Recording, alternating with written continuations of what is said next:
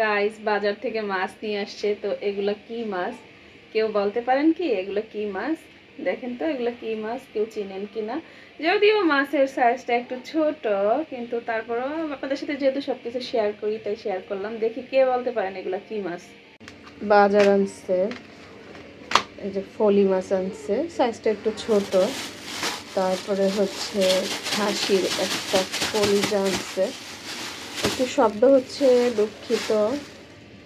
এই যে খাসির কলিজা তো মানে তিল্লি সহ বিক্রি হয়।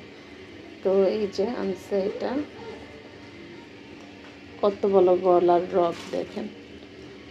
তো এই যে বাবা, এই হচ্ছে খাসির কলিজা। তারপরে মাছ আনছে, মাছ কাটায় আনছে। তো হচ্ছে ফলি মাছটা কাটতে হবে আর কলিজাটা পরিষ্কার করতে হবে। তো এই ছিল আজকের বাজার। ফলি মাছের আঁশ সারানোটা আসলে কঠিন, তো আজকে দেখাই যে আমি কীভাবে তার আঁশ সারাই।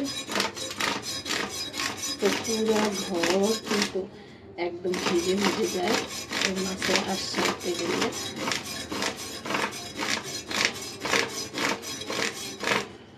একটু ভিজিয়ে ভিজিয়ে নেবেন। আমি একটু ভিজিয়ে নিই, সামনে পানি নিয়ে নিয়েছি আমি, তো একটু ভিজিয়ে নিলাম। ভিজিয়ে নিলে আসানো খুব সহজ, প্রচুর চিকন আঁশ থাকে এই মাছগুলোতে। তো একটু সময় নিয়ে নিয়ে এই মাছের আঁশগুলো ছাড়াতে হয়। দেখেন অনেকটা কিন্তু পরিষ্কার হয়ে আসছে, এই যে দেখতেই পাচ্ছেন। তো যদি একটু পানি দিয়ে ভিজিয়ে ভিজিয়ে নেন, এই মাছটা আসলে যারা মাছ কাটে বাজারে তারা পরিষ্কার করতে চায় না, কারণ সময় লাগে এদের। তো এরা আর কি বিরক্ত হয়ে যায়। তো যখনই এই মাছটা খেতে ইচ্ছে করে তখনই বাসায় এনে তারপরে পরিষ্কার করি। তো আজকে আরও কিছু বাজার তো এসছে, সেটা তো দেখাইনি। একটু পানি দিয়ে ভিজিয়ে নিব, আবার পানি দিয়ে ভিজিয়ে নিলে আঁশটা ওঠে ভালো, খুব সহজ হয় আসানো। আমার পুরো ফ্লোর ছিটিয়ে গেছে, সাদা রূপালি আসে। দু একটা বাকি থাকলে এভাবে হাতের নখ বা হচ্ছে চামচ দিয়ে আসিয়ে নেবেন।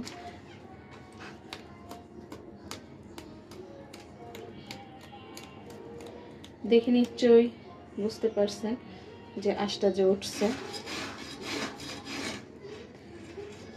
তো আমি আসলে কাটাকুটা দেখাই না, আজকে ইচ্ছে হলো যে অনেকে আসানোর ভয়ে এই মাছটা খান না, পরিষ্কারের ভয়ে, কারণ প্রচুর চিকন আঁশ। এই যে দেখেন এগুলো কিন্তু সব আঁশ, আর এই যে এই জায়গাটা হচ্ছে পরিষ্কার হয়েছে, বোঝা যাচ্ছে কি? এই যে এই পাশটা পুরোটাই পরিষ্কার হয়েছে, আর এই পাশটা আমি পরিষ্কার করবো।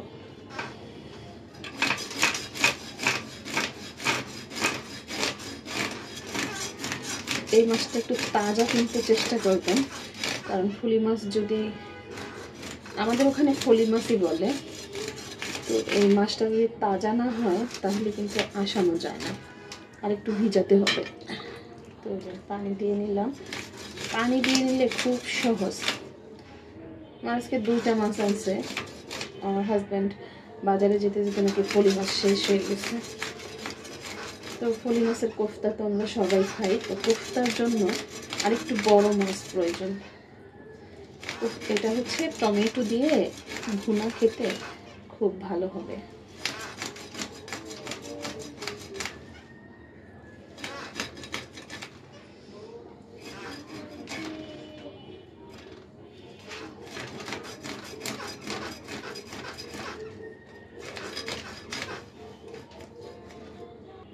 তো দেখেন এই যে 2টা মাছই আমার আঁশ ছাড়ানো হয়ে গেছে। এখন এগুলোকে ধুয়ে পরিষ্কার করে তারপরে পিস করে নিব। তো ফিরে আসছি ধোয়ার পরে। তো এই যে মাছ একদম পরিষ্কার করে নিয়ে আসছি, এখন পিস করে নিব, ঠিক আছে? তো পিস করার আগে অবশ্যই এই যে দাড়িগুলো ফেলে দিবেন মাছের। ফলি মাছ কি একবারে ধুয়ে পিস করলে সবচেয়ে ভালো হয়, কারণ ফলি মাছের মাংসগুলো না হয় ধোয়ার সময় বেরিয়ে যায়।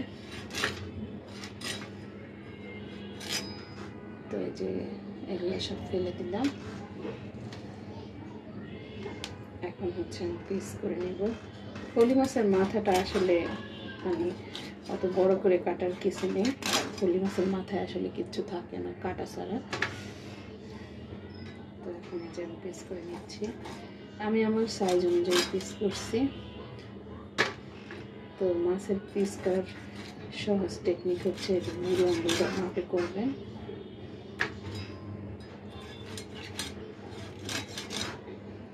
3 পিস, 4 পিস হয়েছে। 4 পিস করতে খবর হয়ে গেছে। তো লেজটাকে একটু কেঁচা দিয়ে নিলে ভালো হবে। একটা কেঁচা দিয়ে নিলাম। তো এই যে এখন আর যেটা আছে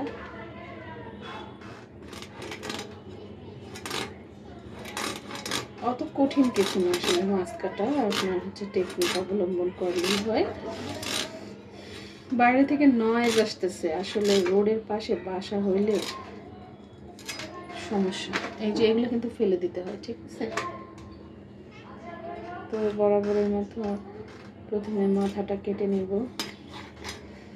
এই মাছটা জাস্ট রান্নার সময় একটা ধোয়া দিলেই হবে। এই যে মাথা, এই যে দেখছেন, এই যে ফলি মাছের হচ্ছে মাংস বেরিয়ে যায়, এই জন্য একবারে ধুয়ে নিতে হয়। তো এটা একটু 3 পিস হবে, কারণ এই মাছটা ছোট। আর ওইটাকে 4 পিস কোনো মতো করা গেছে আর কি।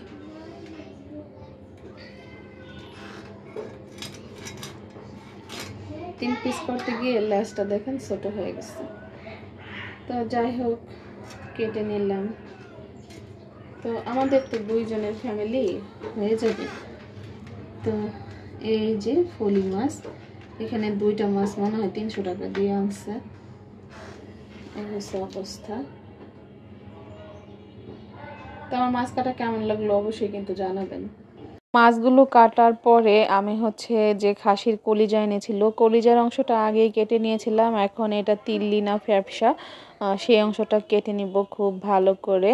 তো দেশ ও দেশের বাইরে যে যেখান থেকে আমার এই ভিডিওটি দেখছেন, সবার কাছে অনুরোধ থাকবে যে অবশ্যই পুরো ভিডিওটি দেখবেন, দেখে তারপর হচ্ছে কমেন্ট করে যাবেন।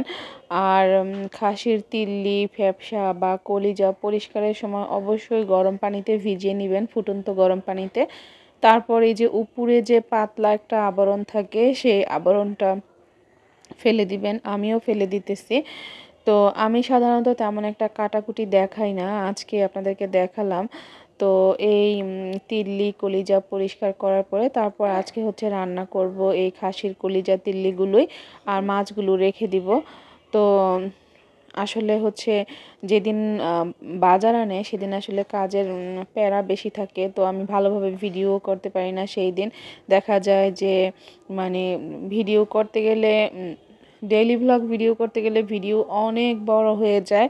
তো এত বড় ভিডিও আবার আপনারা দেখেন না, আপনারা তো 3-4 মিনিটের ভিডিও উপর দিয়ে টান দিয়ে দিয়ে দেন। তো যাই হোক, এই যে আমার হচ্ছে খাসির কলিজা এবং তিল্লি দুটোই হচ্ছে ফুসফুস, 3টাই হচ্ছে কাটা শেষ হয়ে গেছে। এখন এগুলোকে আবার হচ্ছে পানি দিয়ে খুব ভালো করে পরিষ্কার করে নিয়েছি। তো এখন হচ্ছে রান্না বসিয়ে দিব। তো কড়াই বসিয়ে দিলাম, তেল দিয়ে দিলাম। তো প্রথমে হচ্ছে দারচিনি, এলাচি এবং হচ্ছে তেজপাতা দিয়ে দিলাম গরম তেলে, এতে করে হচ্ছে ঘ্রাণটা সুন্দর আসে। তারপর পেঁয়াজ কুচি দিয়ে দিলাম।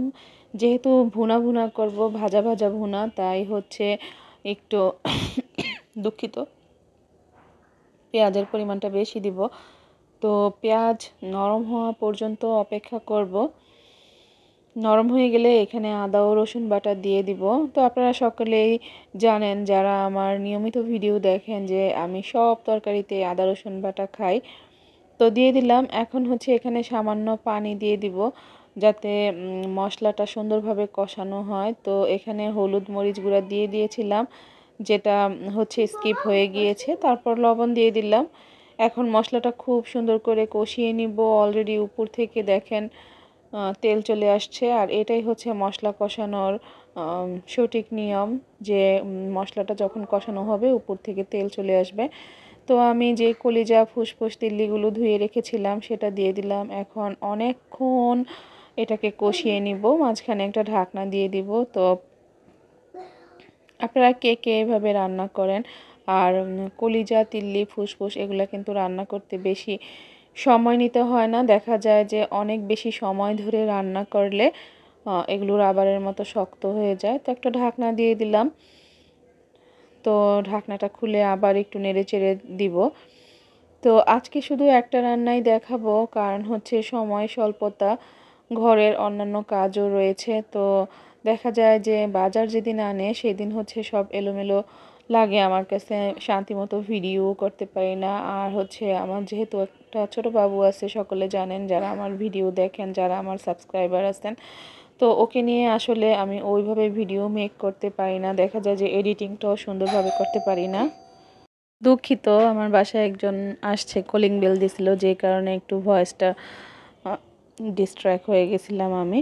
তো আমার কিন্তু প্রায় কষানো হয়ে গিয়েছে, এখন ঝোলের পানি দিয়ে দিব।